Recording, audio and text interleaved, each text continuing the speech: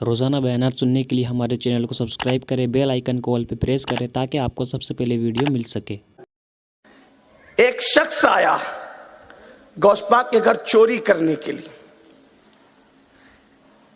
دیکھو لوگ اس دور کے چور لوگ بھی کتنے ہمت والے تھے کہ ایسے لوگوں کے گھر میں بھی چوری کرنے جاتے تھے جو کہتے ہیں نظر تو الی بلاد اللہ جماع، کہ میں اللہ کے شہروں کو ایسے دیکھتا ہوں جیسے ہتھیلی پہ رائی کا دانہ دیکھا جاتا ہے۔ ایسے لوگ کے گھروں میں بھی چوری کرنے گھستے تھے، لیکن اصل میں ان کی ہمت کی داد دینی چاہیے۔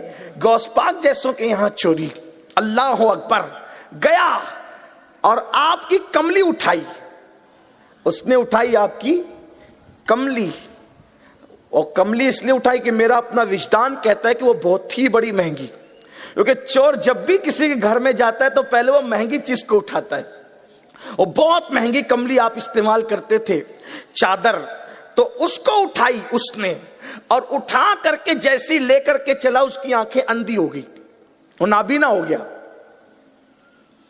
جب وہ نابینا ہوا تو اس نے وہ کملی رکھ دی، آنکھ پھر واپس آ گئی، پھر اٹھانے لگا تو پھر چھوڑ دیا۔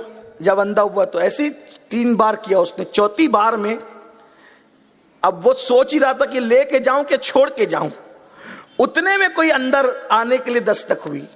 جب دروازہ کھلا تو کوئی آنے والا آیا، لیکن وہ پہچان نہ سکا، لیکن الفاظ یوں ترتیب پائے، حضور ایک شہر کا قطب انتقال فرما گیا ہے، ایک شہر کا قطب انتقال کر گیا ہے، اب آپ جس کو کہیں گے اس کو قطب بنایا جائے علاقے کا۔ وہ فرمایا کہ ہمارے آج ایک مہمان آیا ہے۔ ہائے ہائے، پردہ پوشی کوئی نبی کی آل سے سیکھے، چوروں کو مہمان کہنا بھی اسی خاندان سے سیکھے، چوروں کو مہمان کہنا بھی اسی خاندان۔ دیکھیں تو صحیح، عزت نفس کا خیال چوروں کے لیے بھی رکھا جاتا ہے۔ یہ ہے ولایت کا در، یہ باب ولایت ہے کہ جہاں چوروں کو بھی چور کہہ کے شرمندہ نہیں کیا جاتا، جہاں چوروں کو مہمان کہہ کے ان کی عزت افزائی کی جاتی ہے۔ فرمایا ہمارے ایک مہمان آیا ہے، اسی مہمان کو اٹھاؤ اور اٹھا کر کے قطب بنا دو۔ کہاں؟ کہا وہ دیکھو چھپا ہوا ہے۔ اٹھا کر لائے گئے، تھر تھر پورا وجود کانپ رہا تھا۔ کہا توبہ کر، توبہ کروائی، اسی وقت تو قطبیت کا مقام عطا کیا۔ آپ سے پوچھتا ہوں کون سی عبادت کی تھی؟ آپ مجھے بتائیں تو سے کیا پڑھوایا تھا اس چند سیکنڈوں میں، کیا وظیفے کروائے تھے، کون سی ریاضتیں کروائی تھی، کون سی مجاہدات کروائے تھے، کیا کروایا تھا؟ پتا چلا ایک نظر اٹھی، اور نظر نے کام کیا بنا، نظر نے کام۔ حضرت سیدنا عبد الرزاق تاج الاولیاء، یہ غوث پاک کے صاحبزادے جن سے غوث پاک کا سلسلہ طریقت بڑا مشہور چلا، ہم لوگ بھی جس سلسلے سے وابستہ ہیں غوث پاک کے یہاں انہی کے ذریعے پہنچتے ہیں۔ جب پڑھتے قادری کر قادری رق قادریوں میں اٹھا قدر عبد القادر قدرت نما کے واسطے، احسن اللہ لہو رزقن سے دے رزق حسن بندے رزاق تاج الاصفیاء کے واسطے۔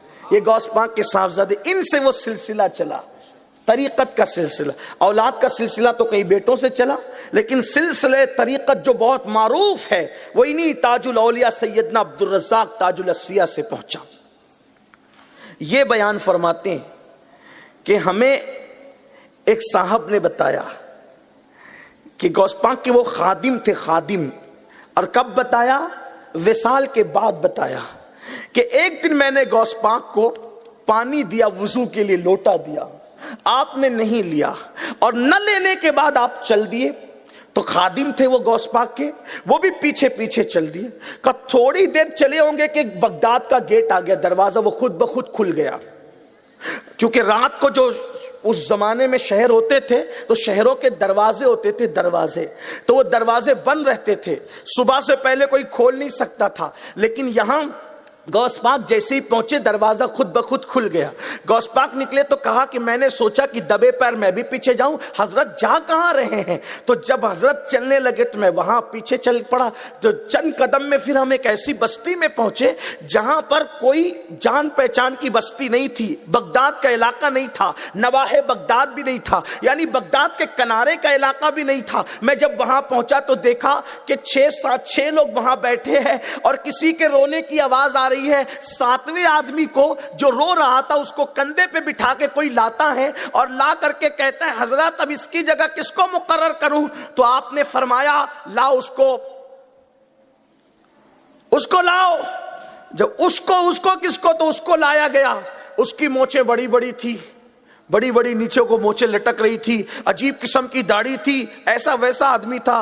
फरमाया इसकी मोछें काटो, मोछें कटवाई, दाढ़ी सीधी करो, दाढ़ी करवाई, कपड़ कलमा ला इलाहा इल्लल्लाह मुहम्मदुर रसूलुल्लाह। उसने पढ़ा कलमा ला इलाहा इल्लल्लाह मुहम्मदुर रसूलुल्लाह। उसको मुरीद किया, फरमाया इसको तुम इसकी जगह मुकर्रर करो। और उसके बाद फिर वहां से निकले और चंद कदम में फिर अपनी खानका पहुंच गए।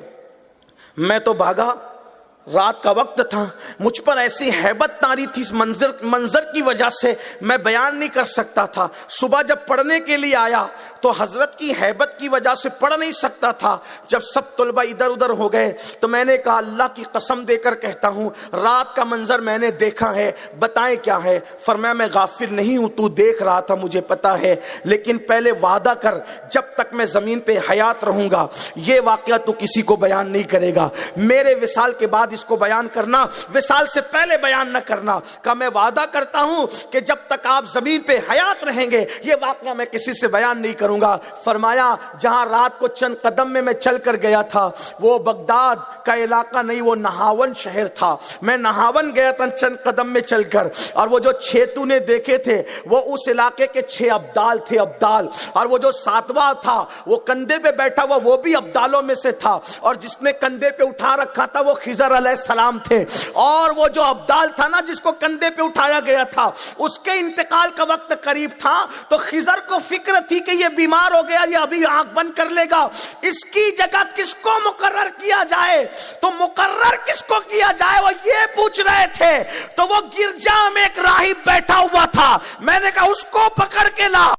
ईसाई राहिब को बुलाया, उसकी मोचे कटवाई, उसको कलमा पढ़ा के जब मुरीद किया तो उसी वक्त मैंने उसको अब्दालों में शामिल कर दिया और उसको मकाम अब्दालियत अता कर दिया। ये गौस पाक है। ईसाइयों को उठा कर मंगवाते गिरजा से और मकाम अब्दालियत अता करते। अगर आपको इस वीडियो से थोड़ा सा भी इल्म हासिल हुआ हो तो इस वीडियो को लाइक करके हमारे चैनल को सब्सक्राइब कर लीजिए ताकि आप रोज़ाना हमारे बयानात सुन सकें।